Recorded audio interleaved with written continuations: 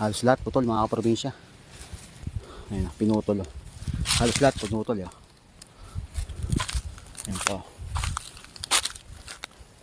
Hindi ko alam kung paano ko umpisahan ang video ito dahil sa intro pa lang mga kaprobinsya, kahit kayo ay madidismaya din.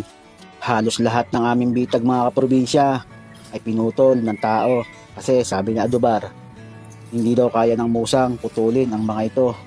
Kasi imposible naman kasi halos lahat kasi mga kaprobinsya. Kung naaalala niyo mga probinsya, nung nakahuli kami ng musang, yung pinakawalan din namin, yung nahuli namin sa may bitag. So talagang hindi talaga siya nakawala mga probinsya. Hindi niya kayang putulin at hindi niya kayang baliin yung sanga ng kawayan dahil sobrang puna talaga nun. Kaya nakakapagtaka talaga, talagang posibleng tao ang gumawa nito. Ito yung video mga probinsya, kayo na ang umusga dyan sa comment section kung ito ba ay isang gawa ng isang hayop o ng isang tao. So ito yung mga bitag namin kaprobinsya. Ito yung pangalawang bitagan namin. Ayan, pinutol. Halos lahat pinutol. Ayan po. Halos lahat pinagpuputol.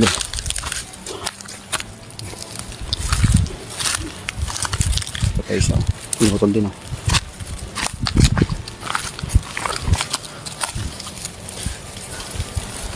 Andito pa sa kabila. Yung dalawa. May dalawa pa dito eh. Tama naman ko pinutol dito.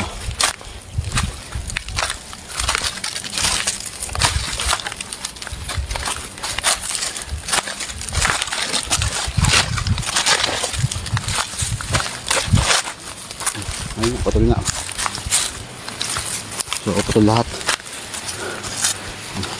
Dalawa pa din na lang.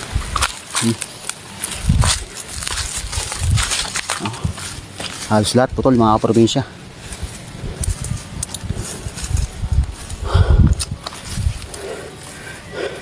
Hindi natin malaman kung ano yung tumatakbo sa isipan niya, kung bakit niya pinutol itong ating pinagkakabitan ng bitag para sa mga manok na labuyo. Yung isa putol din. Ay hindi, tatanggalin na lang namin. Mga probinsya, tinanggal na namin yung isa rito. So nagtira pa siya ng isa o dalawa, tira pa ng dalawa. So tinanggal na lang namin yung dalawa. Marin po kayo nabuhod ng nakaraan. Ayun nakaraan o. Hindi pala ipo. Yung sa may malapit sa may pader na. Malaman ko yun. Nakakadismaya lang mga kaprobinsya. Hindi ano yun, hindi musang yun. Hindi kakayanin ng musang yun. Saka halos lahat, bali eh. Saka nakasubok na kami nakahuli ng musang eh. Yun yung pinakawalan natin eh. Hindi niya kayang baliin yung yung kawayan eh. So hindi lang natin alam kung ano yung tumatakbo sa isipan niya. Bakit niya ginawa yun. Kasi wala rin yung tali eh. Siguro baka walang pambili ng tali. Ng pamo. So kaya ginagawa yun. Tangay pati yung ano eh, pamo. Sayang mga probinsya, paakit na yung mga manok na labuyo eh. Yung may pangalawang pinagbibitagan namin. Paakit na sana yung mga manok na labuyo eh. Walang problema. May ruwisyo sa ating bitagan.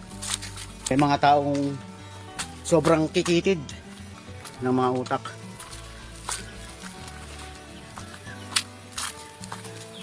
Sabi nga ni Adubar, gawan daw namin ng bitag eh. Yung nagputol daw, siya daw dapat yung bitagin namin. So sabi ko, huwag na, hayaan na lang natin. At kung umabot ka sa dulo ng aking video mga probinsya, ano ba sa palagay nyo mga probinsya? Ito ba'y kagagawan ng isang hayop o taong may ugaling hayop? Comment mo naman dyan sa comment section mga probinsya. Bali hanggang dito na lang yung ating video mga probinsya. Ano masabi mo Bar? Ayun na. Ito magawa eh. Yun ang ano nila eh, kagustuhan nila eh. Baka na-edit. Siguro, nainggit.